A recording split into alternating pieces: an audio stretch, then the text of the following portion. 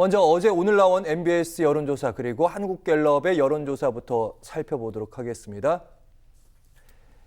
대통령의 국정운영 평가 잘하고 있는지에 대한 물음입니다.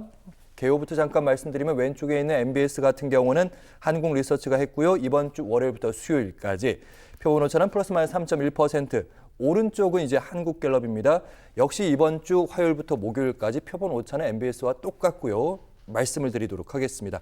잘하고 있다. 긍정평가는 MBS는 62, 잘 못한다 21, 나머지는 이제 무응답입니다. 한국갤럽 잘한다 역시 60%입니다. 64, 못한다 21. 거의 MBS나 한국갤럽이나 여론조사 결과가 긍정이 60%대. 왼쪽에 있는 MBS가 지난주에도 했었는데 지난주보다 9%포인트 올랐습니다. 긍정평가.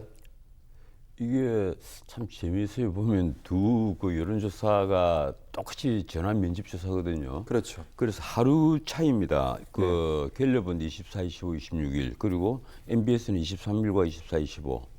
그 하루 차이 먼저 하고 늦게 하는 건데 그러니까 전화 면접조사에서 설문상 또 거의 대동소이하니까 결과도 아주 비슷하게 나와요. 그런데 이 대선 직후는 아무래도 국민들이 그 자기가 누구에게 투표했는지 여운이 그대로 남아있단 말이에요.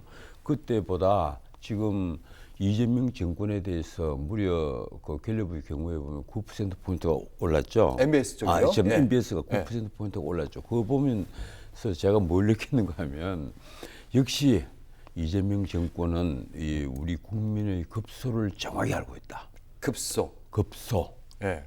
예, 그 급소라는 것은 잘못 때리면 국민들이 천명상을 입어버립니다. 그런데 잘만 때려주면 국민들이 환호와 박수를 끌어낼 수 있다는 거예요. 뭘 잘 때렸다고 그 생각하십니까? 첫 번째는 제가 보기로는 그 이제 어제도 얘기했잖아요. 어제도 그 이재명 그 새 대통령이 얘기를 했는데 경제는 타이밍이다. 전 국민에게 돈을 풀겠다는 거예요. 예.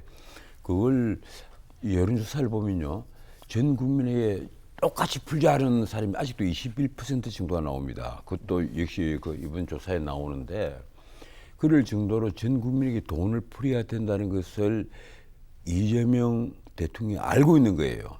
그렇지 않으면 그 선별로 정말 어려운 사람들에게만 돈을 주면 이건 경제학적으로 아마 이게 옳다는 걸 알고 있을 겁니다. 재정을 너무 허물어도 안 된다는 걸 알고 있을 거예요. 어차피 빚이니까. 예.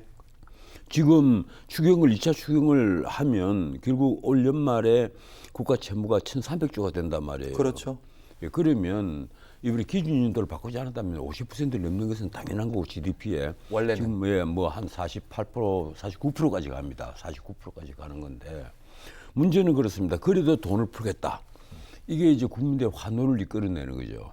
우선 지금 내일 모레 한 사람당 어쩌면 빈곤층은 40만 원, 50만 원이 들어오고 그렇죠. 예. 예, 보통 사람들도 25만 원씩 들어온단 말이에요. 예. 4인 가족 같으면 100만 원이 들어오는 거예요. 큰 돈이에요. 예. 그러니까 이제 박수를 받는 것이고 또 두 번째 이 전 정권의 이 나쁜 권력이라는 이미지를 씌우는 것.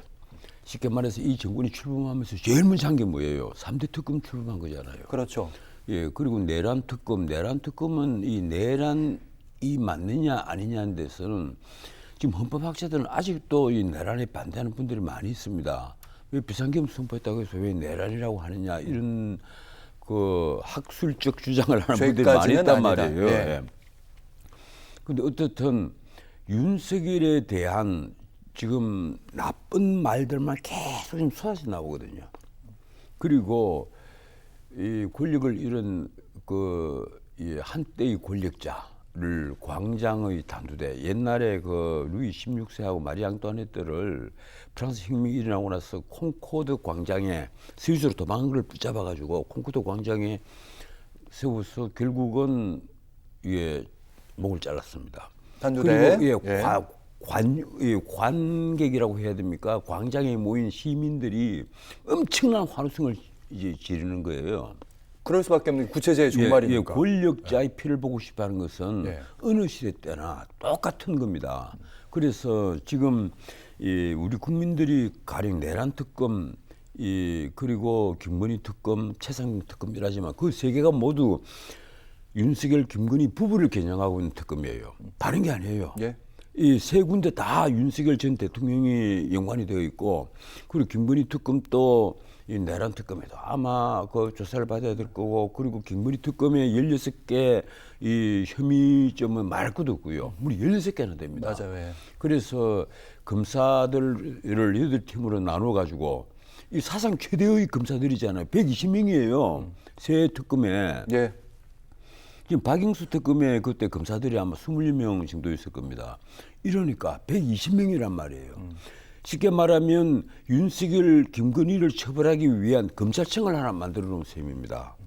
어지간한 검찰청보다도 커요, 이게. 그렇죠. 예. 자, 그런데 여기에서 이제 김건희 그 여사가 그 지난번에 그 아산병원에 정신과에 입원을 했잖아요. 오늘 퇴원했습니다. 방금. 맞습니다. 예. 아까 퇴원했다는 뉴스가 나오는데, 그리고 그 윤석열 전 대통령도 뭐 지하 주차장으로 좀 나를 들어오게 좀 조치를 해달라 이러다가 예. 뭐 정면으로 들어오다 하더라도 출석은 합니다. 특검에 가게. 특검이 지금 내란 특검이 어디 있는가 하면 서울 고검에 있어요. 그렇죠. 예.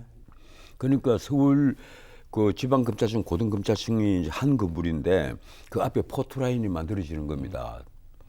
그렇게 되면 지금까지 특검이 아닌 그냥 그 재판받으러 들어갈 때하고는 분위기가 사뭇 다를 거예요.